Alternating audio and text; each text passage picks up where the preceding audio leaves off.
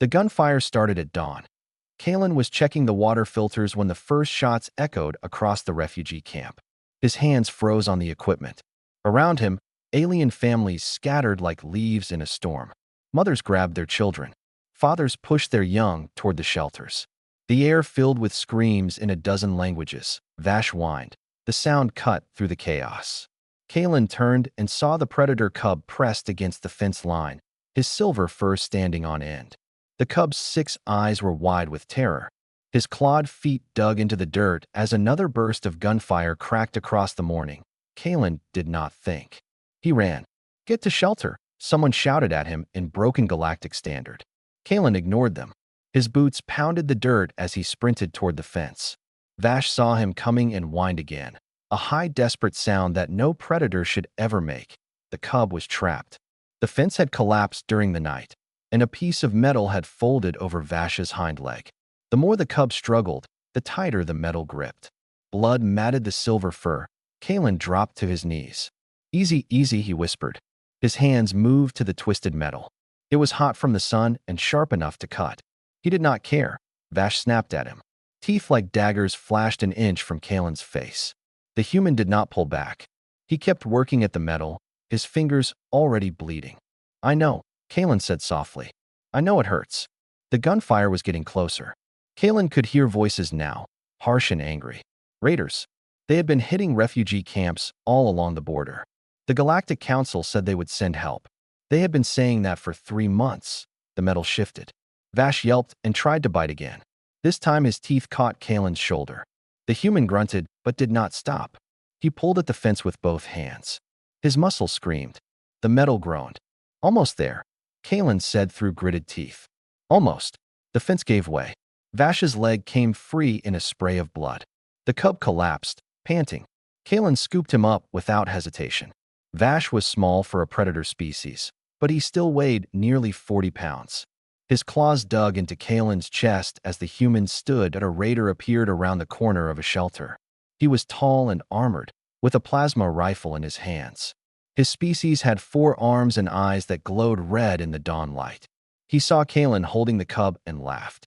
"Human idiot," the raider said in galactic standard. "That thing will eat you when it grows up." "Maybe," Kalen said. He started walking toward the shelter line.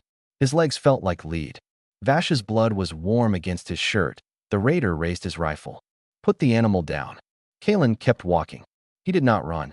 Running would make Vash panic. Panicked prey attracted predators. The raider was a predator too, just a different kind. "I said stop." Kalen stopped. He turned slowly. Vash whimpered against his chest. The cub's eyes were starting to close. Blood loss. Kalen had maybe minutes before shock set in. "Let me take him to medical," Kalen said. His voice was calm. Inside, his heart hammered like a war drum. "You can have the camp. Take whatever you want. Just let me save this one life." The raider stared at him. His 4 arms tightened on the rifle. "You would die for an animal?" "Yes," Kalen said simply. The raider's eyes narrowed. Kalen saw the decision forming. He saw the finger move toward the trigger. Time slowed. The human's muscles tensed. He would throw himself over Vash.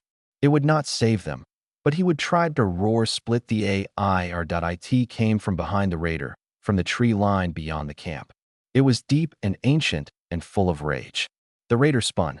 Kalen saw them then, emerging from the shadows. Adult predators. Vash's kind. There were 5 of them, each one massive, each one moving with the fluid grace of born killers. The lead predator was female. Her silver fur was marked with scars. Her eyes locked on Vash, then on Kalen, then on the raider. She bared her teeth. The raider ran. His 3 companions who had been looting other parts of the camp ran too. Within seconds, they were gone, swallowed by the morning mist. The female predator approached slowly. Kalen stood very still. Vash stirred in his arms and made a soft chirping sound. The female's ears swiveled forward. She came close enough that Kalen could feel her breath on his face. Then she did something remarkable. She lowered her head and gently took Vash from Kalen's arms with her mouth. The cub dangled safely between her teeth. She set him on the ground and began licking his wounded leg with quick, efficient strokes. The other predators formed a circle around them. One of them, a massive male with black-tipped fur, stepped close to Kalen. The human did not move. The predator sniffed him, taking in the scent of blood and fear and something else. Something the predator seemed to recognize. The male made a sound, low and rumbling. Then he turned and walked away. The others followed. The female picked up Vash one more time and paused. She looked at Kalen with eyes that held an intelligence the galaxy often denied her species. She dipped her head once.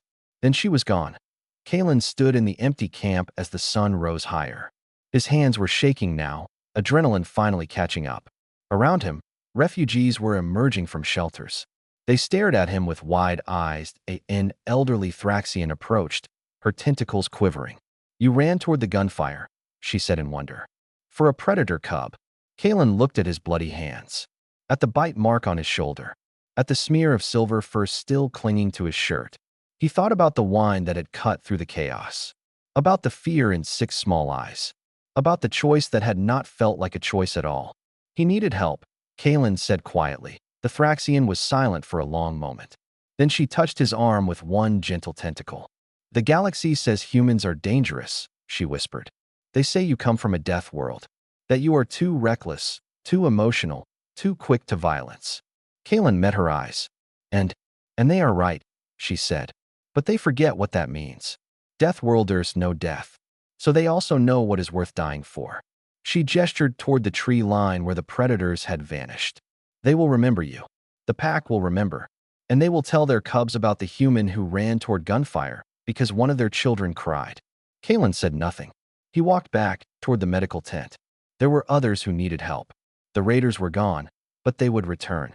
They always did. There would be more gunfire, more fear, more choices that were not really choices. But for now, the sun was rising. The camp was safe.